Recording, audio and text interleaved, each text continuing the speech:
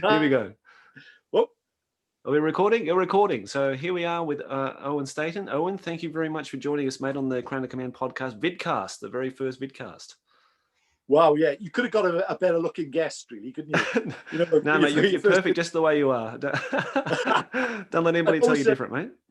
The old gag of I've always got a great radio face, you know? So yeah. great face for radio, but not so good for vidcasts. Yeah. There we go. But yeah, people may know your voice or recognize your voice from a long, long time ago, as I did, through the D6 generation. Yeah. But we were just saying before recording, it must have been about 10 years ago that you did that with them, yeah? Yeah, it started off, it's really odd, really. I mean, it's something I could go into a bit later on, but it started off as I entered a competition with them, and it was back in about 2008. And I had to read a poem online, and that's where it came from. And yeah, it carried on going for a little while after that. But yeah, mainly about 2008 to 2011, around that time, perhaps. You know, so yeah, about 10 years ago. Yeah, easily. Yeah, goes quick, doesn't it? Mate, it does. It just flies by. And I was just lucky enough to find you on Twitter one day when I was going through my feed, and I saw this Owen Staton. I thought, Owen Staton, I know this guy's name.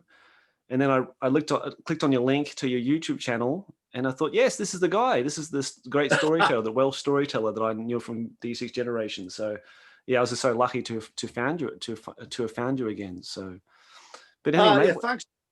Yeah, it's just lucky. I mean, with all this, what's going on in the world, I just last year started doing some storytelling, you know, sort of vidcasts really like this, and it's called Time Between Times Storytelling. And anyone who wants to have a look, have a look.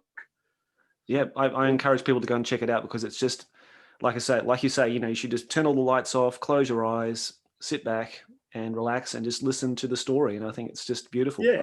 I think it's very therapeutic, actually. I just do it while I'm painting. You know, people listen to podcasts or that kind of thing. So yeah, I think it's just a perfect to accompany people who are painting or doing some kind of crafts, or just want to relax, or just want to switch off from what's happening around them. So yeah, I think you're doing something really good because I know you're sort of focusing on people's mental health and that kind of side of things through the pandemic and people in lockdown. We don't have that in Japan, but I know in Europe it's a totally different situation that I'm not, I don't have any experience with, but I'd imagine it would be really hard on people out there, mate. It is. It's really tough, Josh. I'm lucky.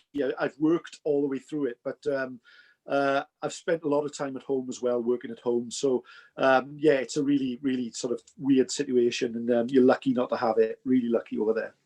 Yeah. There we go. Yeah. But anyhow, mate, I thought I'll get you on the podcast, on the vidcast, I should say, to talk about your history in the hobby. So Owen, take it away when you're ready, mate. So let's go all the way back in time.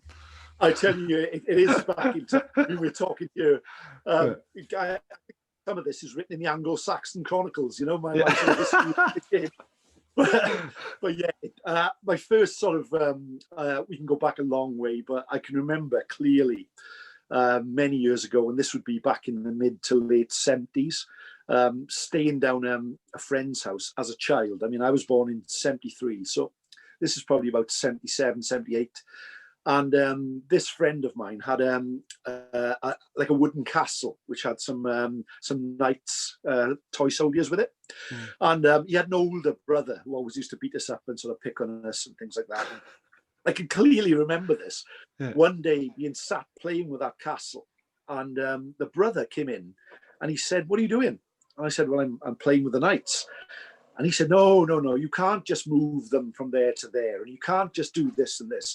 You need to measure where they can move with a ruler. And when they fight, you need to roll a dice to see who beats, you know, which one wins. And I remember thinking, really? And I can clearly remember getting one of those like old sort of, you know, almost really thin tape measures and measuring which way the knights moved and things. So that was really my first sort of introduction to wargaming, really. And I sort of remembered that, and it stuck with me. And then a couple of years later, this was in 81.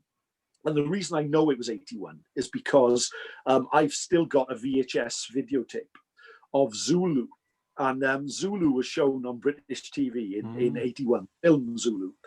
And obviously, it's a big Welsh connection with that, and it's a big thing in Wales. And my dad actually knew one of the actors, and they showed a version of it in '81 that I recorded on VHS, and I've still got it with the adverts from the time in it, the commercials. Wow. And I became obsessed with that. I can remember becoming obsessed with Zulu and just thinking this was great and this was fantastic. And I used to watch it time and time and time again. And then one day on my birthday, so I'd been about 8 or 9, and my mum knew that I liked toy soldiers and knew that I'd liked Zulu. So she found this company called Hinchcliffe Miniatures, who were a really small, I don't know if you remember them, but and basically we had this catalogue, which was just a bit of paper with, and it would have like 001, British soldier firing rifle, 002, British soldier kneeling firing rifle, 003, Zulu brandishing spear. And we ordered a load of those. And I can remember they were 22 pence a model. I can remember that. Wow. And I waited and waited and waited, and they came in the post.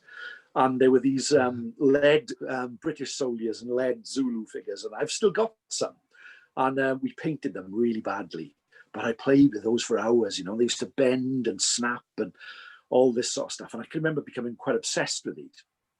And then a couple of years went by, and I can clearly remember this. In Wales, we have Eisteddfods, which are sort of concerts, if you like, and schools will compete against each other in singing and poetry and this sort of thing. And I was at one of these in Neath, which is where I now live. And during a break, I walked round to a shop around the corner, and it was a little shop selling magazines and things. But on the counter, they had this spinning stand with a load of plastic bags with card toppers called Citadel Miniatures. Yeah. And I can remember buying a giant rat, a skeleton, and a gladiator model. Okay.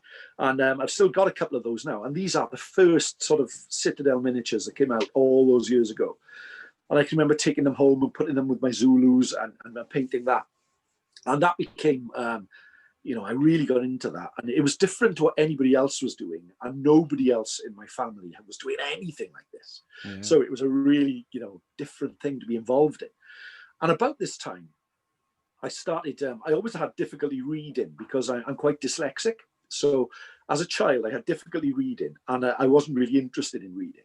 But I got into the Fighting Fantasy game books, if you remember those, yeah. And by Ian Livingstone and Steve Jackson.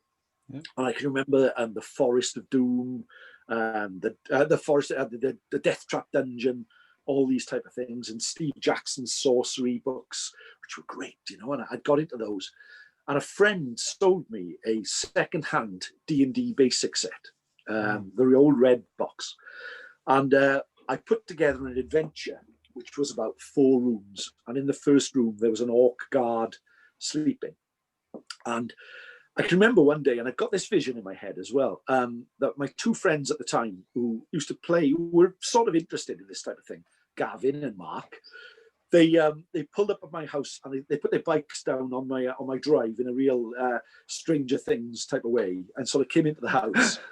And I can remember us playing that dungeon that I put up, and it had the dice that you had to colour in the numbers so you could see them. You'd have to get like a chalk or a crayon, you crayon in the numbers, and you put those. And we played that adventure, and then we were hooked. We were really, really hooked. And we went straight in at the deep end then, because we bought the Middle Earth role-playing game that was done by ICE and Rollmaster. And you can imagine these. We were like 12-year-old kids, and we were playing the most complex RPG that's ever been written. these like tables, the combat table, with like 100 different options, and like I can remember my mother reading them and thinking, "Look at the violence in this." Yeah. It's great. It was horrendous. So yeah, it was all that, and that was really sort of that was a thing. That was a really sort of interesting thing. Yeah. So we started doing that, and then about a couple of years later, I can remember going in. There was a model shop in Swansea, which is the nearest big town to where I am, and I ended up working there. But we'll get onto that. And I went in there one day, and there was a sign in the window that said, Swansea Models and Hobbies War Games Club, and it would meet every other week in St Philip's Community Centre in Swansea, and it was between 2 p.m. and 7 p.m. So off I went. I persuaded my mum to take me along and drop me off there, and I walked through the door, and there set up on the table was this amazing Warhammer game. Okay, and I know I've got rose-tinted glasses now, but looking back on it, they were all houses built. There were roads. There were, and there was a guy there called Tony, and he wasn't Welsh. He was from England somewhere, but he was living in Swansea, and he had this amazing setup of like a whole town set up on probably I'd say like a 12x4 table.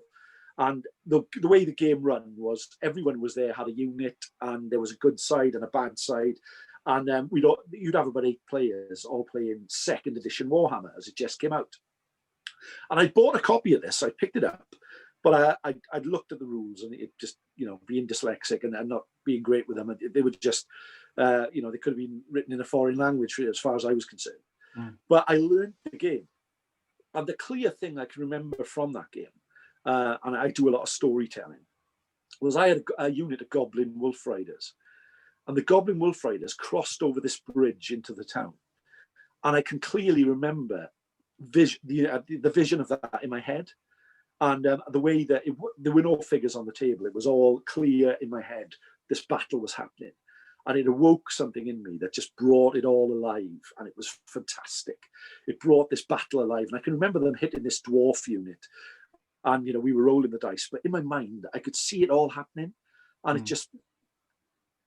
the whole where I became as a gamer was born there, really, which was I'm a very narrative sort of gamer, and that sort of vision of the battle happening in front of me. Yeah. And this guy Tony sort of took me under his wing, really, and every 2 weeks I'd go there and he'd set up a different game and we'd all play these games. But I learned Warhammer through that because bear in mind I was like 12, 13 years old. And he sort of had me as his assistant. I'd help people and I'd set things up, and it was unbelievable. And I used to go every other week. And for the 2 weeks in between, all I would think about was the game we were going to play that Sunday afternoon. Yeah. And I get so excited about going. And then one day I went there all ready to go. There was a big game planned, and I walked into the hall, and some of the guys from the club were there, but there was nothing set up. And I just said, well, what's happening, guys? And one of the guys from the club approached me and he said, Owen, Tony's gone. He's moved away. And this was, way before mobile phones, all that sort of stuff. Yeah. And I never saw him again. Okay, I never saw him again. However, the guy then went to the counter and he picked up these 6 Kobold models. Really, really early Kobold models, and at the bottom of them, they've got on the bottom of the base, it has Kobold 1, Kobold 2, and then the initials ASH, so Anthony, whatever his name was. And he said, or Tony said, give these to Owen, and I've still got them in my cupboard just up here, and I never saw the guy again, but it was such an introduction to gaming for me, and it awakened that whole interest in wargaming. And, it sort of almost brings a tear to my eye when I think about it. And, these figures I've still got up in the kit. And I'll try and take a photo of them and send them to you so the guys can see. Yeah, that'd be great. But it just really sort of, brought me alive into Warhammer, really. And I started going with orcs and goblin armies. And we'd play games where we didn't play any points. What kids' games are like. We didn't play any turns. We just used to go and go and go until the sun set. And we'd have to go home. And that was the 2nd edition. And I can remember the 2nd edition clear as day. And the armies we used to play. My 2 friends, the guys from the role playing earlier, they both made an army each of ninjas. Right? All had like weapon skill 8 each, so there were no points. And you'd have my goblins fighting these ninjas and just getting slaughtered. But we all thought it was like an arms race, who could get the most chaos warriors, all this sort of stuff. It was fab. Yeah, and I can remember the 2nd edition becoming the 3rd edition, and how things changed. And then you had, if you remember this, you had the level 5 heroes, the level 10 heroes, the level 15 heroes. Right. Yeah. And then, you know, before that, you had the Ravening Hordes brought out, you know, army lists. And you'd have to have goblins. You know, I had an orc and goblin army, and I can remember looking at the army list, and it was like you needed 50 to 150 goblins before you could start anything. Yeah, crazy, isn't it? Yeah, it was bonkers, wasn't it? And the old regiments of renown, you know, I had Harbert's Black Mountain Boys, Grom's Goblin Guard, the Knights of the Cleansing Flame. I can remember all these guys, you know. It was really something that, and we used to do a lot of war game shows where we would go as a club and exhibit in different, you know, venues, and people would come by and watch us playing. And I can remember playing Blood Bowl when that first came out, with a cardboard pitch and all that sort of thing. Yeah. I went to Games Day 86 and 87, which were held in the Horticultural Hall in Chelsea. Wow. And I was there when the first 40k was launched. Wow. And I can remember standing in the queue to buy a signed copy from Rick Priestley. Gee. You know, the first Rogue Trader book, you know, and it was, that was, I bought a load of squats. That was going to be army, and I've got them somewhere. So all that was a really, really sort of, big thing. And then I sort of didn't fall out of love with role playing, but I went back, wargaming, I went back to role playing. And I can remember reading the Dragonlance books. You know, I don't know if you remember those, the D&D sort of. I love those. Fantastic stuff. And school club we used to have, where we used to do some role playing in school and wargaming. And then I went, in my last year in school, I got a job in the model shop in Swansea, which was the only place that sold sort of Games Workshop stuff, TSR, all those type of things. And when I finished school for my summer holiday, I worked there. And I was like the ideal employee, because although I was rubbish, I'd be paid, and then I'd just buy all my stuff from the shop. You know, I'd spend my whole wage on everything in the shop. I'd come up with loads of D&D books and this type of thing. And then from there, I started doing a D&D campaign at the War Games Club in Swansea. And the group who I'm still friendly with now sort of was formed there. And I used to DM all, because being a storyteller, I'd always end up, not that I was at the time, but I'd always end up sort of DMing or GMing games. And we run a load of campaigns. And then I went to college, and the same. And we were talking about Warhammer 4th edition was probably coming out now. And I can remember I really got into dwarves at that time. You know, everything was dwarves. And an army. Yeah, it was brilliant. My leader was a guy called Vander, and he was the Lord of Zuffma.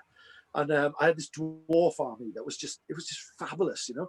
And I worked, when I was in university, I worked in the Laser Dome in Swansea, the sort of Laser Quest type thing. And again, I'd be paid £42.50, right, for my time there. And I'd go straight over to the comic shop in Swansea, spend 40 quid on Games Workshop figures, you know.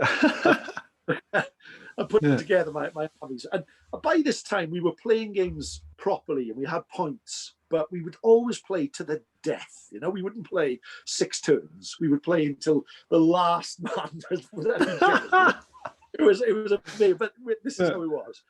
And we were really lucky at the time, because a friend of mine, his mother owned a small publishing company. And she had an office in a building in Port Talbot, which is where I'm from. And there were some offices free, and the rent was dirt cheap. It was like £85 a quarter, and you could go there at any time. So we rented this office in a building. And for 2 or 3 years, the group of us would just gather in this office. And when you think about it, I can't believe how lucky we were.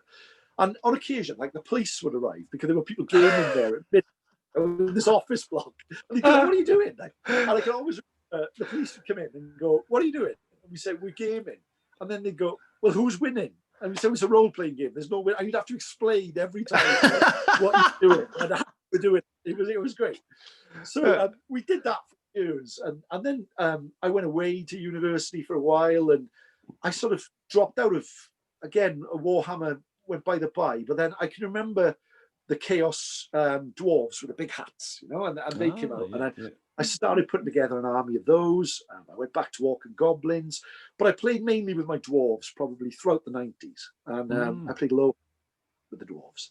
Nice. And that was great, and I really enjoyed that. So that would have been about 4th edition, and I can remember the dwarf book, right? The 4th edition dwarf. Oh, book. it's brilliant, mate. It's my favourite book. Yeah, it's awesome. Do you remember the like lexicon and the dwarf language that was in it? And I can always remember one of them was ick, and the translation was putting your hand on something sticky in the dark. I can remember that to this day. And also, at that time, and this is where it gets a bit dark now, Josh, we got into LARPing. You know, we got into live action role playing, big stuff. And we used to go to, there's a live action role playing club in Devon, in England, called the Dumnonny Chronicles. And it was like a really elite sort of LARP club, really. It's still going today. And for years, we used to go down there, you know, and we would do a lot of that. And that was sort of my role playing sort of coming out. And those were brilliant times, brilliant times. And that took us up until about, you know, the millennium. God, this is going on, isn't it? But and then, you know, we all got married, kids came along, that type of thing. And but the War Games Club in Swansea was still going quite well. So as I got married, my kids were young, I started going back there then. I started getting into Beastmen. I really enjoyed sort of playing Beastmen. So this would have been about 5th, 6th edition, about that time. And then a friend of mine, Justin Plimmer, hello Justin, a very good friend who's part of that group. I can remember him saying to me, we should do tournaments. And the main reason for doing tournaments was we could go away for the weekend, you know, and have a break from the kids and work and that type of thing. So at the time we were playing War Master, and we were big into War Master, and I had a you know, remember the 10 mil game, and that's fantastic. And I played a Lizardman army in War Master, and we went to we looked around. Internet was early, and it was 2003, and we went to a War Master Grand Tournament in Bristol, in the Bristol Brawl, and I was so excited about this. I was absolutely so excited that we were going to go for the weekend. We'd stay in a hotel. We'd play the games. I barely knew how to play it, but I was going to go. That was it. And then the night before, I had a phone call from one of the guys who was organising it, who said, "We're thinking of calling it off. We've only got 6 players. It's not going to be, you know, a big deal." And I can remember my heart breaking. Right? I can remember where I was in the house when this happened. Yeah. And I can remember pleading with him on the phone, just going, "Oh, please put it on, put it, please, you know, please put it on."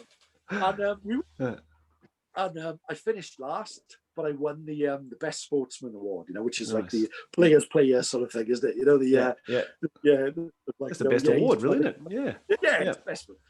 So I enjoyed that, and then we went back and we started playing Warhammer tournaments, and we got involved with the WPS, the Warhammer Players Society at the time. And we played in the Grand Tournament every year. We went to the Bristol Brawl, the Pompey Pillage. We went to a few of the workshop tournaments in the early 90s up in Nottingham.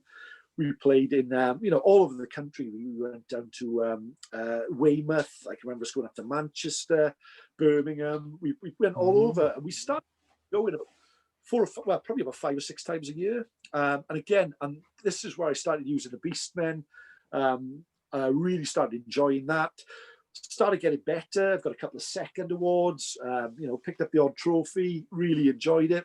And then I can remember it was 2007, and I was at one of my boys' birthday party with Justin, and I remember him saying, "We need to go to an American tournament."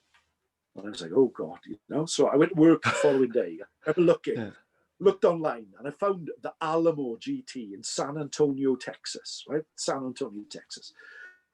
And I said, "Let's go there." It was about 6 months away. So I got in touch with the guys, and I can remember saying, "Look, you know, we're thinking of coming to your tournament. We're Welsh guys. We're thinking of coming to the tournament. You know, can we?" And they were like, "Yeah, it's $40. Come along." And I can remember them. The emails were nice, but they were always sort of quite blunt. And then we went, and we went for the weekend. It was a Thursday to a Monday. We went, okay, and it was a 9-hour flight from. First of all, it was a 3-hour drive from here to Heathrow. It was a 9-hour flight from Heathrow to Chicago. Then it was like another 4-hour flight from Chicago to San Antonio. So it was miles away. It was miles.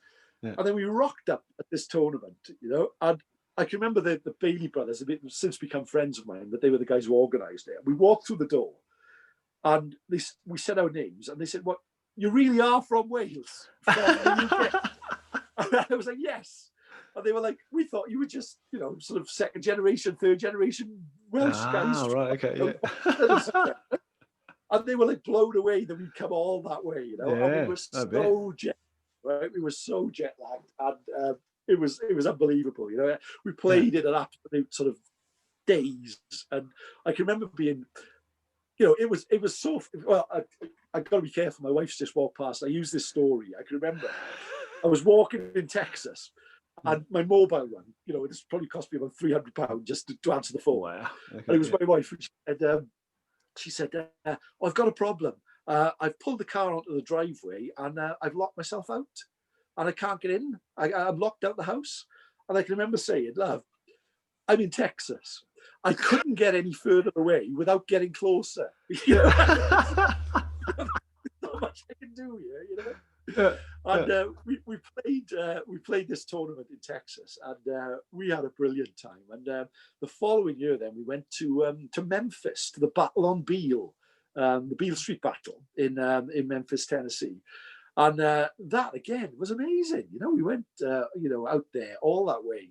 Here I am talking to you in Japan, but we went all that way. We went for a weekend, and again, totally sort of jet lagged all the way through it. I can remember, going back to the first tournament, I can remember putting my Games Workshop plastic carry case. I sort of hadn't thought about this at all, right? My Orc and Goblin army I took to San Antonio, Texas, just chucked it onto the plane, and nothing holding it closed. And I can remember it coming along the sort of the luggage, the conveyor belt, yeah, sort of half open with an Orc, like sort of Woody in Toy Story, that's but that's where we were. And then we went to the Battle of Beale Street, and then the following year we went back to San Antonio again. And I love San Antonio, and I met some brilliant people there. And then that was 2008, 2009. I can remember 2010. Things started to change, didn't they? And the 8th edition came out. And at the time, I was doing storytelling shows up in the Edinburgh Fringe Festival up in it was a big thing in Scotland, and I can remember being there and doing my show, and the book had just come out, and I can remember thinking, I stopped thinking about the show, I stopped thinking about the storytelling. All I could think about was going to Games Workshop in Edinburgh and buying 50 Angors, because you could now have a horde unit of Angors. Yeah. And the day it came out, I went and bought 50 Angors, just giving it a 50 Angors. But at that point then, the sort of group I was with, I was Gavin, it was Martin, it was Luke, Justin, Nick, me. We all sort of split, really. And they were the dark years, when people started going away and doing different games. And then, when Age of Sigmar came out, I've out of the group, I'm the sort of almost like the GW loyalist, really, in that I've carried on, going on. But out of the group now, I'm the only one who does AOS at all, and I've got a number of armies here that I do. A Beastman army, I've got a Chaos army, an Orc army, I've just done a Troggoth army, but I very rarely get to play because everyone is doing their own thing. A few of the guys are doing the Horus Heresy stuff. A few people are into Malifaux. I can't play Malifaux. It just fries my brain. It just, I know where you're coming from. So all that is really difficult for me. But I'm still sort of holding out there. And Justin is just started coming back into the fold now. We played a game of Age of Sigmar, but we are always threatening to go and do some old Hammer stuff. And some I think you should, Alan. That's good. I'd love to. Yeah, it's just getting into that. And as I say, I couldn't go into it in any of the sort of detail, but I've played nearly every edition going back from the first to now, really. Wow. So how are we doing for time, Josh? I'm sure that's. Yeah. I think we just wrapped up the first segment. I think, Owen. I think that was brilliant. I think you timed that perfectly. Yeah. So how about after that? After people have just divulged all that information of you getting into the hobby and your origin story, which is really fascinating, by the way, and I didn't know any of that. Maybe you did did share that with the D6 generation guys in the past, but I don't remember you talking about all that sort of stuff. So it's really, really interesting. Actually, our age is very similar. I was born in 1974, so we're not so different in age wise, but you had a lot more experience and more exposure to wargaming than I certainly did growing up in Australia in a sort of a very touristic type town. There was only one comic store that had some, comics obviously, and some other gaming related stuff. And I found Games Workshop through there and through HeroQuest, of course. HeroQuest, the great board game that was sort of worldwide, and it sort of sold this whole fantasy genre of board game and all that kind of thing. So yeah, it was really interesting to hear about your stories, mate. It's been fantastic. So how about we wrap up? This is the first part, and then when we come back, you can get all bestial on us and talk about Beastmen to your heart's content. Yeah, that'd be great. Yeah. Okay. Cool. Okay, we'll be back in a sec.